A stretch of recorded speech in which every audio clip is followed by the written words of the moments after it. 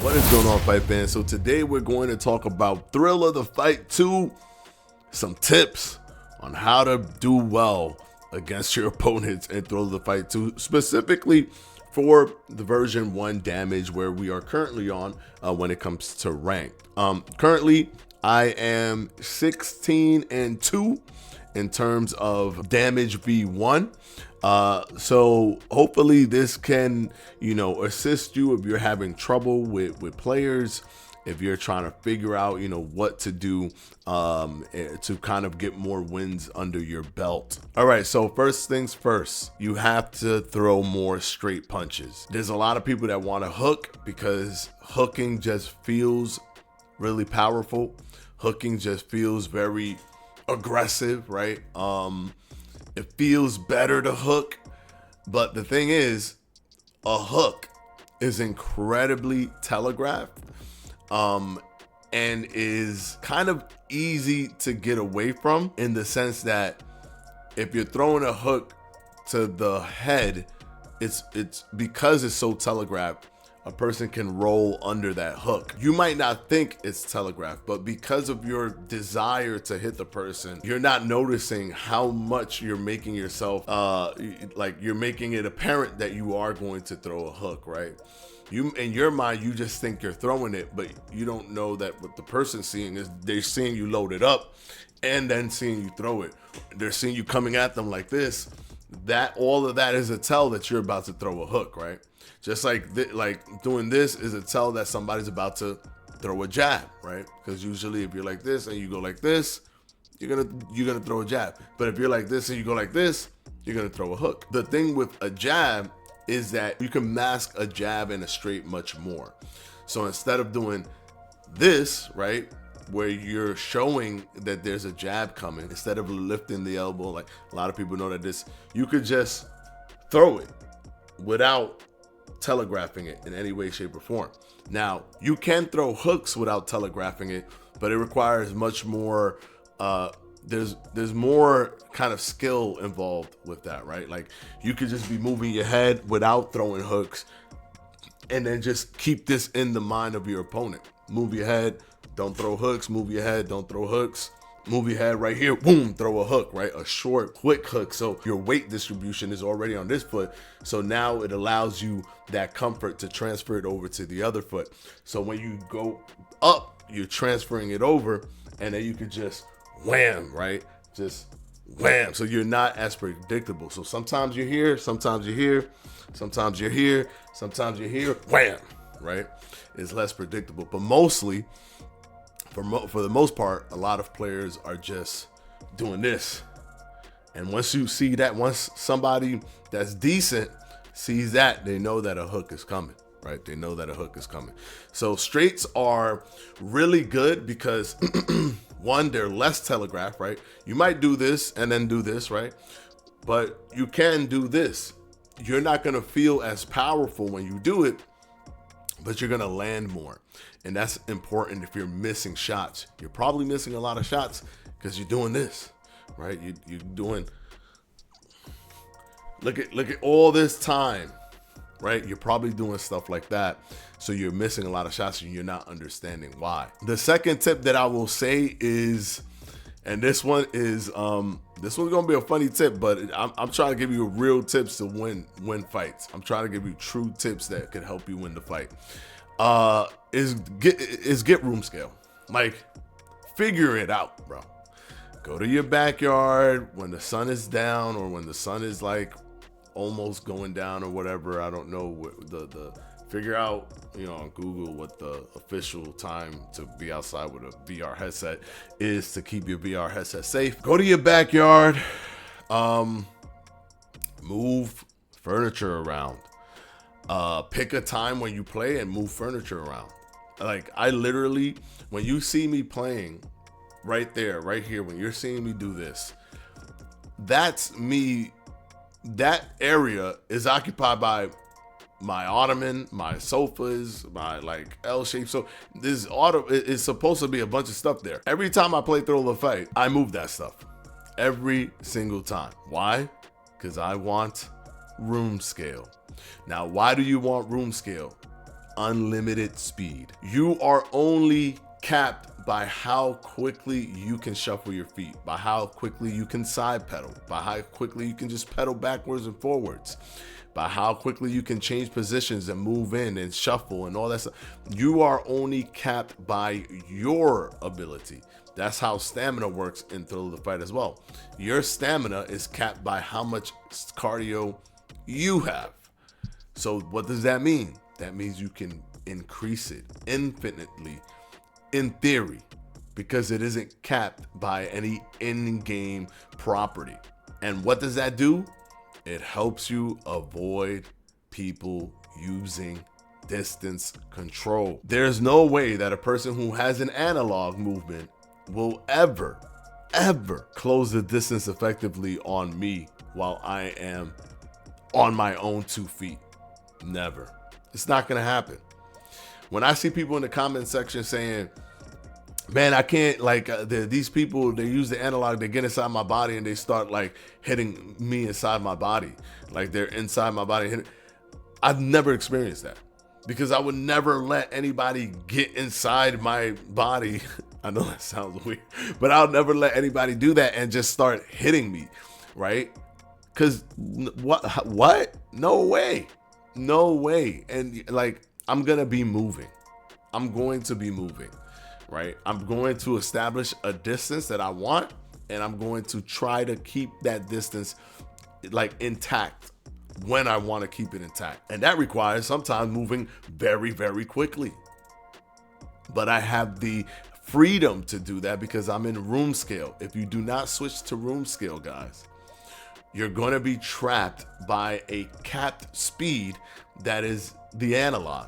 And I've played it once before by accident when I first started doing Thrill of the Fight. And the speed in which I was moving was incredibly slow.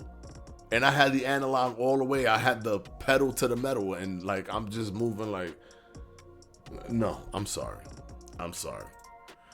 And if you have an analog, I will move on my feet and use that to my advantage, because my feet are an advantage to the fact that you have an analog stick. So this is a tip. The tip is find a way to play room scale. Find a way. I'm sure you can find a way. Find a way. Because room scale will literally break you out of those shackles that come with analog. Pay attention to your opponent's anatomy and fight them accordingly. There are too many people that they pick a baseline strategy, and that's the strategy they're gonna do no matter what. You need to adapt to your opponent's anatomy. You have a tall fighter with long reach. You need to apply an increasingly higher amount of head movement and getting on the inside than you normally do. Can't be jabbing on the outside with somebody who has longer arms than you, because they're gonna jab you before you even get in range to jab them. So you gotta apply head movement and get on the inside. You gotta be rolling, coming in, come whoop, whoop, bop, bop, and then hitting their body. If they're tall, go for the body. Go for the body. Stop trying to go for the head when they're super tall. Go for the body. Go for the body, pop, pop, roll under, pop, pop, roll under, right?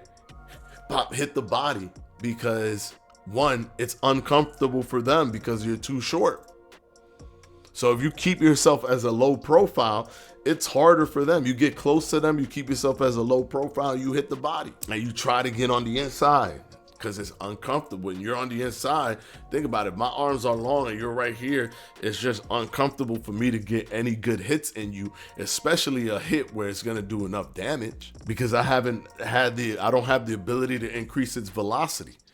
Like, it's hard, right? So get on the inside, attack the body if you're fighting somebody that's tall. If you're fighting somebody that's short, with short arms, keep them on the outside with a jab, because to them, their short arms are going to feel more comfortable when they're on the inside, banging away. So keep them on the outside with your jab. Granted, I get it. It doesn't keep them on the outside as in it doesn't actually forcefully push them, but jab them when they're within range, jab them, and then keep moving and jabbing and moving and jabbing and moving and jabbing, moving, jabbing, like that. Keep them on the outside.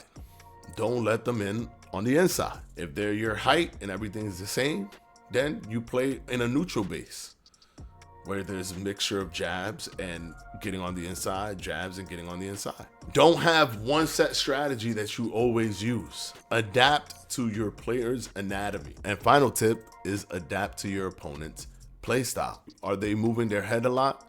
Then why are you banging yourself up against a wall over and over again trying to hit their head? If they're being really good with head movement, apply feints. Pay attention to how they move their heads. Pay attention to the way they're doing it. Go for the body, because the body doesn't move. Head can move, but the body's gonna be right there. Use feints and go for the body. Feints to trigger the head movement earlier than what they want, so it throws them off, and then you can start piling on an attack. Do they like to jab and keep you on the outside of range? Pay attention to that so you can slip to your right or slip to your left, wherever they're jabbing from.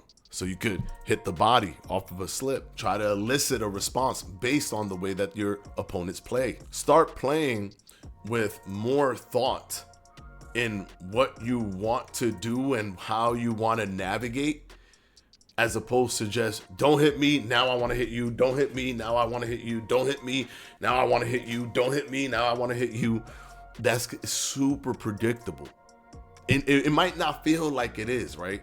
Because when you play video games, like, the thing you want to do, usually the game is tailoring you towards the thing you want to do.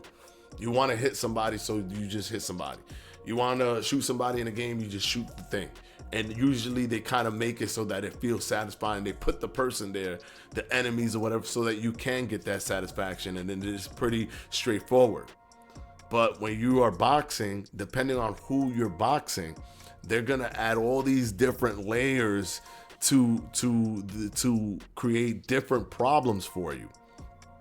Use that understanding to make yourself less predictable.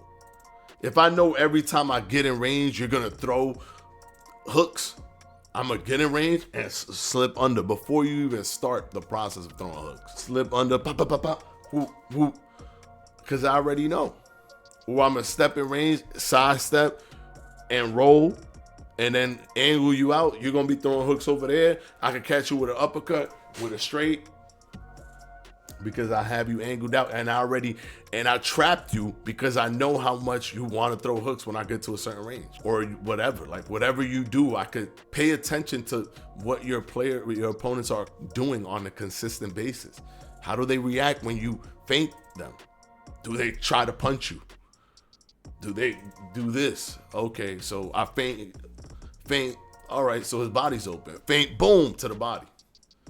Right? Feint, boom, to the body. Feint, don't do nothing. Feint, pretend you're going to the body. Feint, go upstairs now because you've conditioned them to go to the body. It's all about understanding what they're doing, what you do, and what they do based off of the things you do to them.